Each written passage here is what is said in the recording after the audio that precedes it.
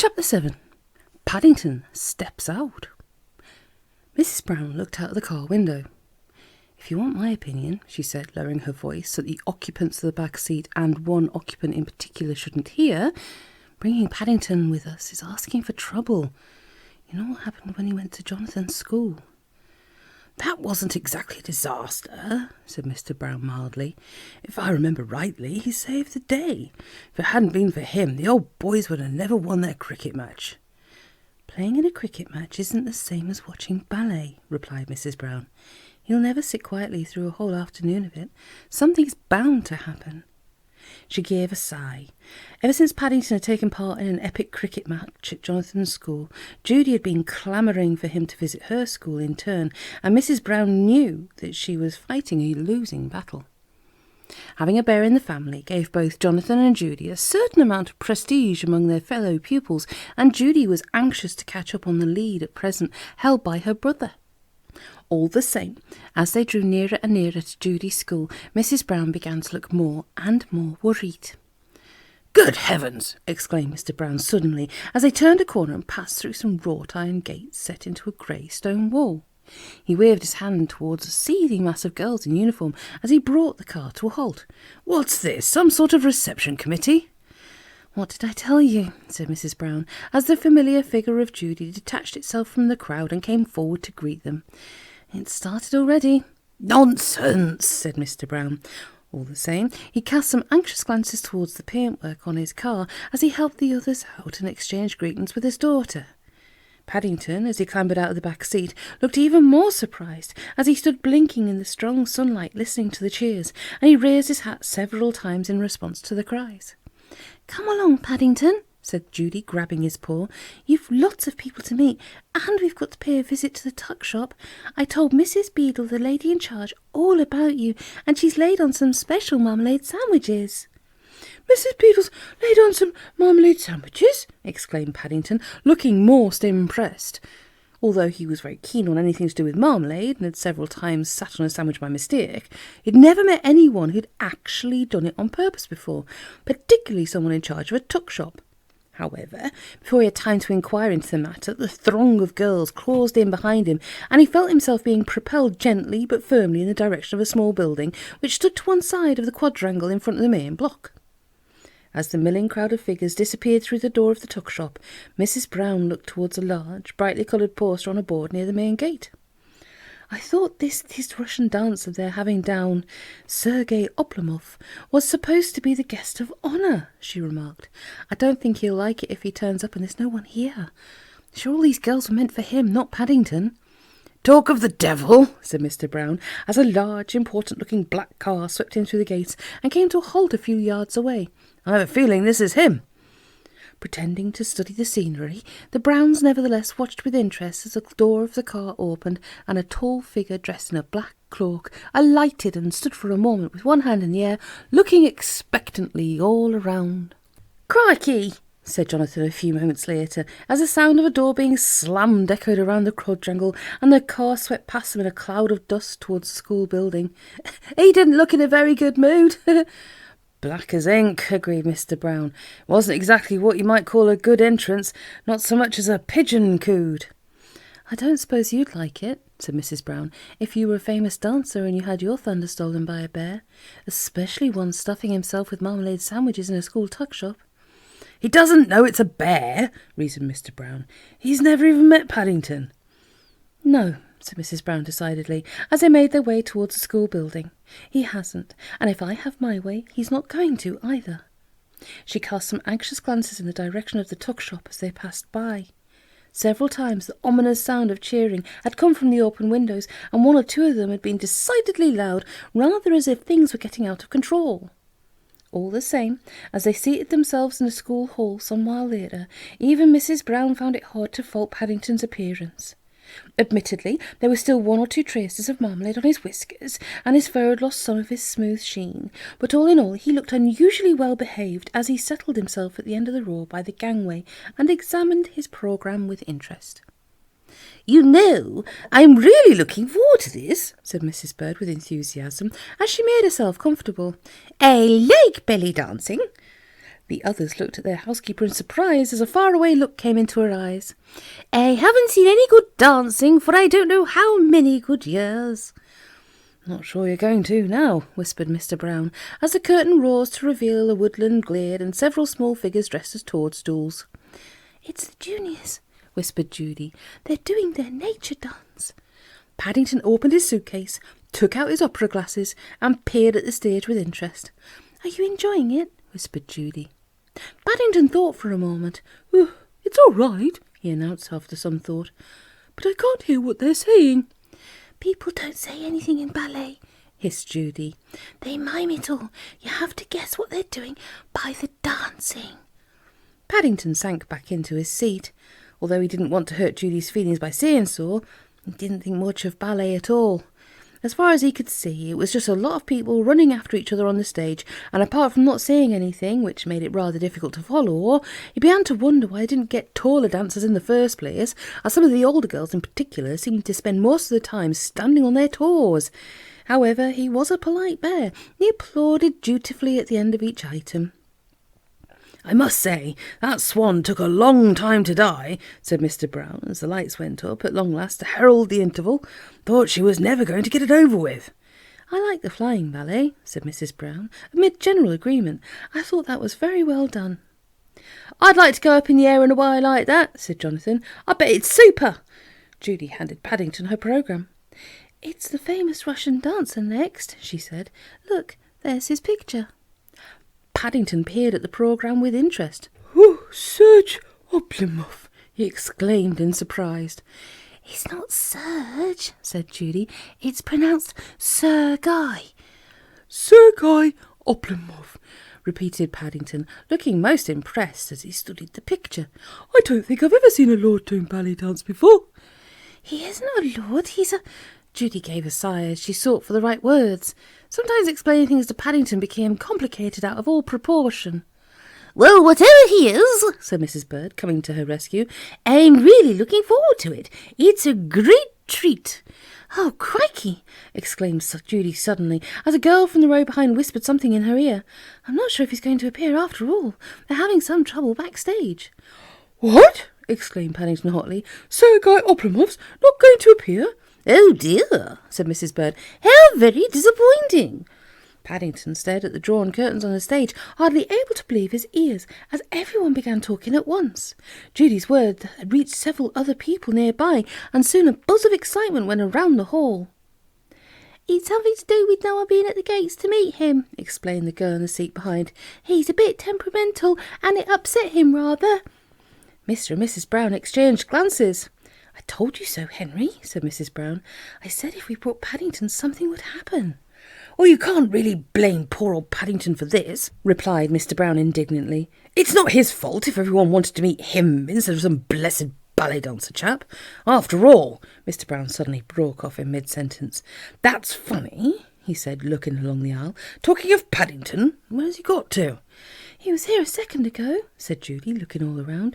"Look!" cried Jonathan, pointing down the aisle. "There he is!" The Browns followed the direction of Jonathan's arm and were just in time to see a small figure disappear through a door at the side of the stage.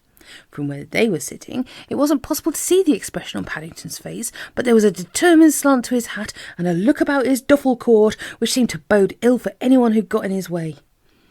"Don't you think you'd better go after him, Judy?" said Mrs. Brown anxiously.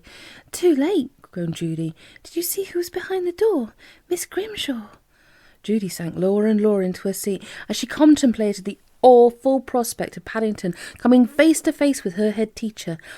Although, had she but known, Miss Grimshaw, weighed down by all worries backstage, seemed almost glad to find someone from outside the school she could talk to. "Are you Russian?" she asked hopefully, after Paddington had introduced himself. "Well, I'm in a bit of a hurry," admitted Paddington, raising his hat politely. "I've come to see Sergei." Miss Grimshaw looked at him suspiciously. "I said Russian," she explained, "not Rushing, and I'm not at all sure Mr. Oblomov will see you. I was hoping you might be Russian so that you could talk to him in his own language and make him feel more at home, but if you're not, I'd rather you didn't." "Mrs. Bird's very upset," replied Paddington. "I'm sure she is," said Miss Grimshaw. "I'm upset. We're all upset. Mr. Oblomov's upset. Deirdre Shaw's upset." "Deirdre Shaw?" echoed Paddington, looking most surprised. She was supposed to partner Mr. Oblomov in the pas de deux, explained Miss Grimshaw. Then when Mr. Oblomov said he wouldn't dance, she ran off to her dormitory in tears, and no one's seen her since. While Miss Grimshaw was speaking, a nearby door opened, and a tall, imposing figure in black tights emerged. "I have changed my mind," announced Mr. Oblomov, waving his hand imperiously as he did a series of knee-bending exercises. "I will not disappoint my public. First I will dance my famous solo from the Swan Lake. Then I will perform the pas de deux. I trust everything is ready, no?" "No," exclaimed Miss Grimshaw. "I mean, that is to say, yes, I'm sure it will be." Miss Grimshaw's usual icy calm seemed to have deserted her for once as Sergei Oblomov strode past, heading for the stage. "Oh dear," she exclaimed. "Now he's changed his mind again, and Deirdre Shaw's disappeared. What's he going to say when he finds he's without a partner in the second half? I shudder to think." As the school orchestra started up and the curtain rose to a tremendous round of applause, Miss Grimshaw rushed off wringing her hands, leaving Paddington staring with a very thoughtful expression on his face. Indeed, in the direction of the open door, leading to Sergei Oblomov's dressing room. It was an expression that the Browns, had they been there, would have recognised immediately, but fortunately for their peace of mind, they, like practically everyone else in the school, had their attention riveted on the stage. Even Mr. Brown sat up in his seat and clapped as loudly as anyone as Sergei Oblomov executed one perfect pirouette after another, spinning round and round so fast it left the audience breathless. And when he followed this with a series of breathtaking arabesques, everyone gasped with admiration, and the rafters of the hall fairly shook with the ovation which greeted the end of his item. As the applause died away, and Sergei Oblomov stood for a moment motionless in the beam from a single spotlight, Mrs. Bird gave a quick glance at her programme. "It's the pas de deux now," she whispered. "Golly, I hope they found Deirdre Shaw," said Judy in a low voice as the music started up. "There's going to be an awful row if they haven't." "It's all right," said Mr. Brown. "I think I can see someone lurking at the side of the stage." Judy followed the direction of Mr. Brown's gaze and then jumped up out of her seat in alarm. "Crikey!" she exclaimed. "That's not Deirdre Shaw, that's—" "Paddington!" exclaimed the rest of the family, joining her in a chorus as the shadowy figure moved onto the stage and into the light. "Mercy me!" cried Mrs. Bird. "What on earth is a bear up to now?" Her words were lost in the gasp of astonishment which went up all around them as Paddington advanced towards the centre of the stage, placed his suitcase carefully in front of the footlights, and then raised his hat politely to the several members of the audience in the front row, who began half-heartedly to applaud. "Oh dear, I wish he wouldn't wear that old hat," said Mrs. Brown. "And what on earth's he got on his legs?" asked Mrs. Bird. "Looks like some sort of sacking to me," said Mr. Brown. "They're not sacks," said Judy. "They're tights." "Tights?" echoed Mr. Brown. "They don't look very tight to me. Look as if they're going to come down any moment."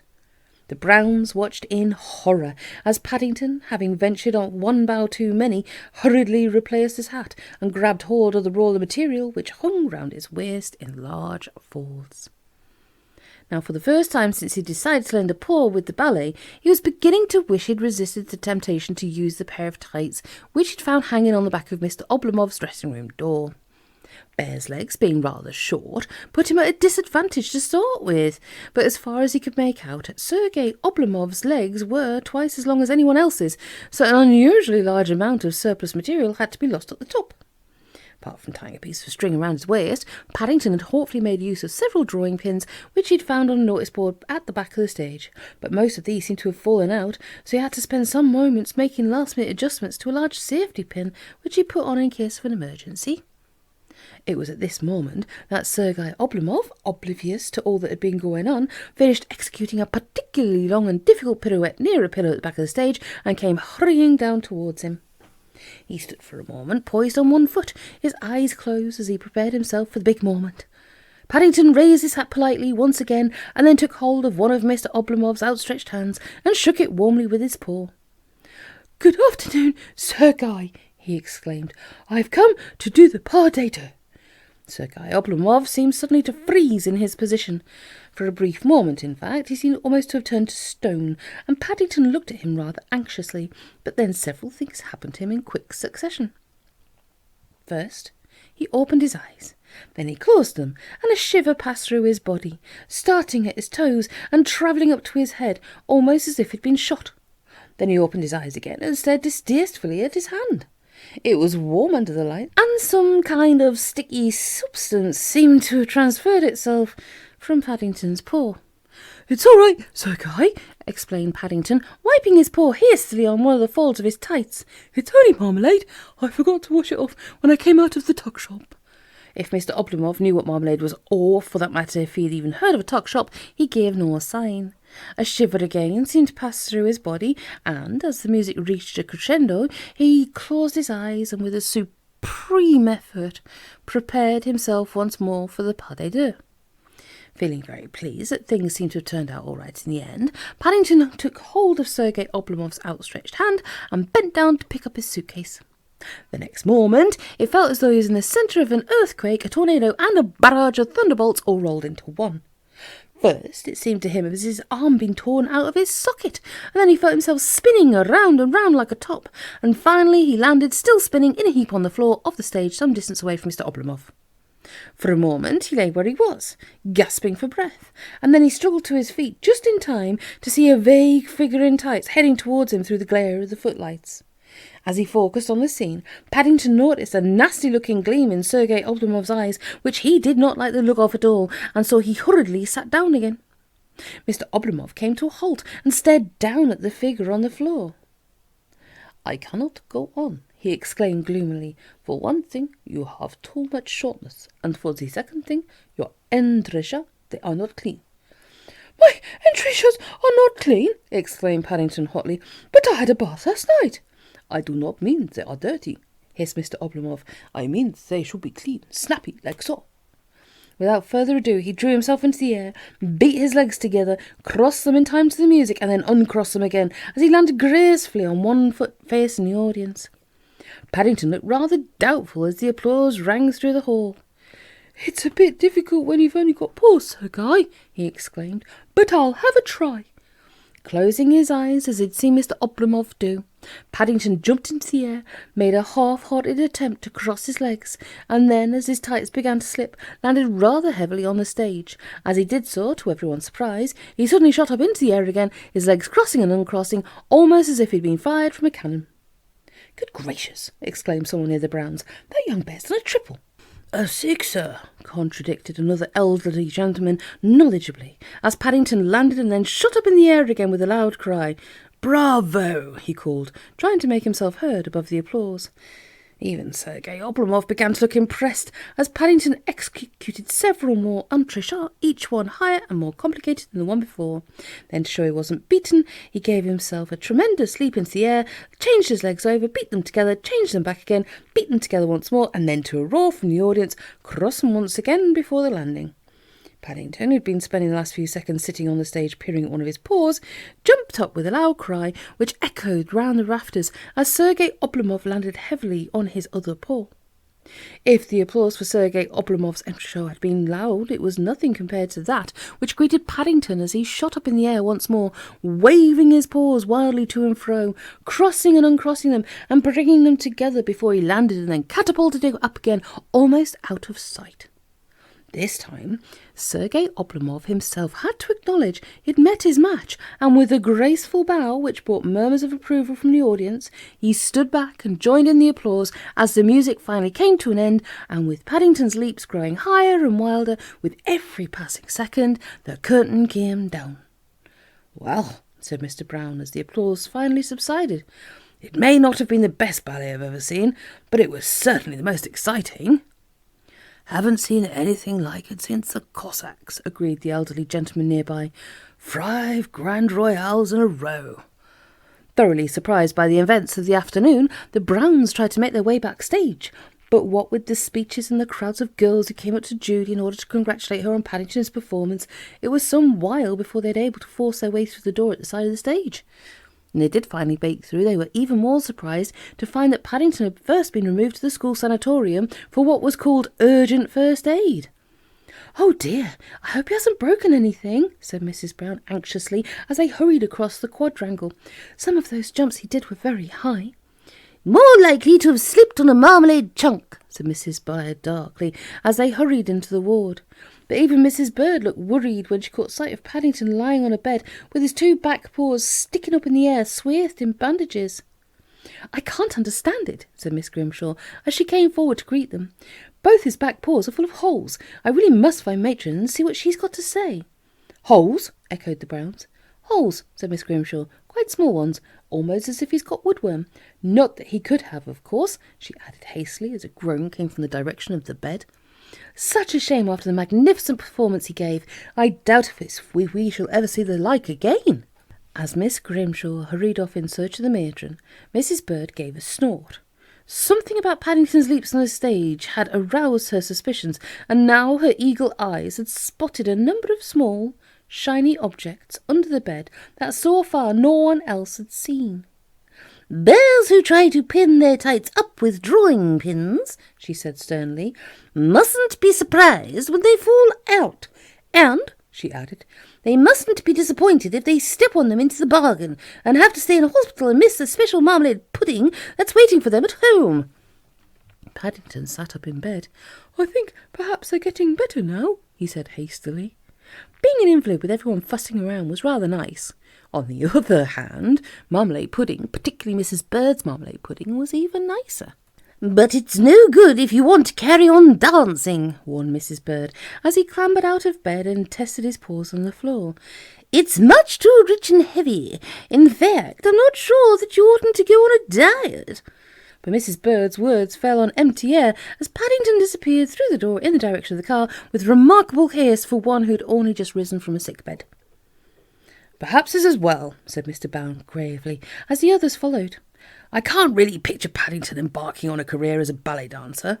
"All those exercises," agreed Mrs. Brown with a shudder. "And those tights," said Judy. "And all that leaping about," added Mrs. Bird. "If you ask me, it's much better to be simply a bear who likes his marmalade." "Especially," said Jonathan, amid general agreement, "if you happen to be a bear called Paddington."